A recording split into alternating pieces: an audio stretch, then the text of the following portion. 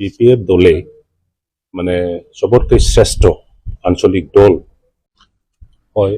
মই যোৱাকালি ইউপিপিএল দলৰ পৰা মানে ৰিজাৰ্ভেশ্যন দিলোঁ আৰু এতিয়া বিপিএফ দলত যোগদান কৰিবলৈ মই কৈ আছোঁ। আমি বিটিচি গঠন কৰিছোঁ আৰু সেই বিটিচিখন ভালকৈ পৰিচালনা কৰিবৰ কাৰণে গণতান্ত্ৰিকভাৱে ৰাজনৈতিকভাৱে আমি বিপিএফ দল গঠন কৰিছোঁ। গতিকে বিটিচি গঠন কৰাৰ উদ্দেশ্য আৰু বিপিএফ দলৰ নীতি আদৰ্শ সেইটো লৈ পেলাই বিটিচিৰ পূৰ্ণাংগ উন্নয়নত আমি যি কাম শুৰু কৰিছোঁ। এতিয়া বিভিন্ন কাৰণত আমি কয়েকজন বিপিএফ নেতাসকলে হাগ্ৰামা মহিলাৰীৰ ডাঙৰীয়াৰ পৰা আঁতৰি বেলেগ দলৰ কাম কৰিছিলোঁ। এতিয়া বেলেগ দলৰ কাম কৰাৰ পিছত মই উপলব্ধি কৰিছোঁ কি বিটিচি গঠনৰ যিটো উদ্দেশ্য আৰু ইয়াৰ পৰা মানে এণ্টি ক্লক বা এণ্টি টেচিছ কাম কৰাৰ নিচিনা মোৰ লাগিছে।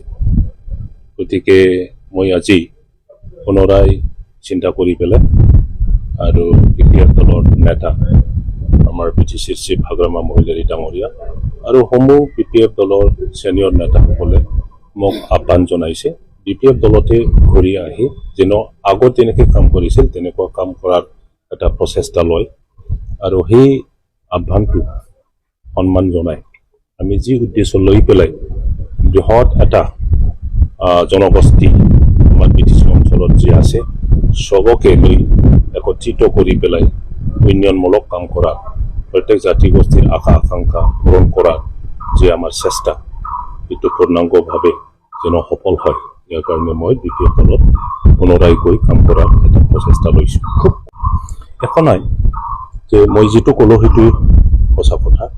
ইউপিপিএল দল এটা ভাল আঞ্চলিক দল আৰু প্ৰমোদ বড়ো ডাঙৰীয়াই বহু বছৰ দীঘল এটা সংগ্ৰামৰ দ্বাৰা বিটিচি 5 বছৰ শাসন মানে দায়িত্ব ল'ব পৰা এজন ব্যক্তি আৰু তেখেতৰ দক্ষতা বহুতো মানে আপোনালোকে সকলোৱে জানে আমাৰ বিটিচি বাকী জানে তেখেতৰ জ্ঞান তেখেতৰ বুদ্ধি আৰু ধৈৰ্য মই ইউপিপিএল দলত কাম কৰি পেলাই মই দেখিবলৈ পাইছোঁ। মই আশা কৰোঁ যে তেখেতে ইউপিপিএল দলটো এটা ছাষ্টেইন কৰাৰ ক্ষেত্ৰত যথেষ্ট তেখেতে কাম কৰিব আৰু সফল হ'ব এইটো মই আশা কৰোঁ আৰু কামনাও কৰোঁ।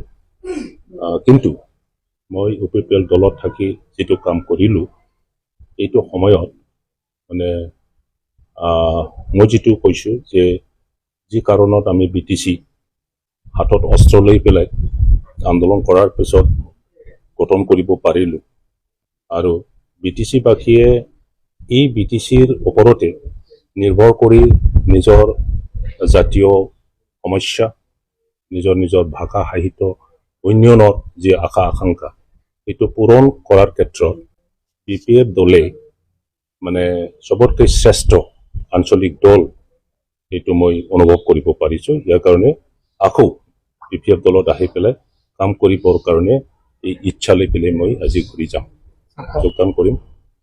বহুতো মানুহ লৈ পেলাই মই যোগদান নকৰিম। আমাৰ সন্মানীয় বিটিচিৰ চিফ হাগ্ৰামা মহিলাৰী বিপিএফ দলৰ সভাপতি ডাঙৰীয়াই মোক মানে কয়েকজন চিৰাংদুৱাৰ সমষ্টিৰ ছিনিয়ৰ নেতাসকলক লৈ পেলাই যোগদান কৰিবৰ কাৰণে কৈছে আৰু সেইমতে আমি 40-50 জন মাত্ৰ কৈ পেলাই আজি যোগদান কৰিম।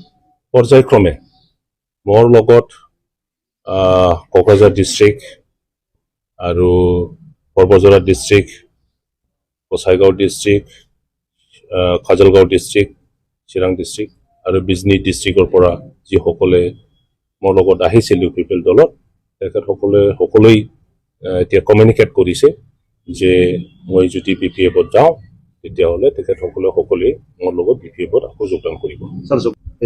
কিবা আশা আছে এইটো আমি এতিয়ালৈকে আলোচনা কৰা নাই।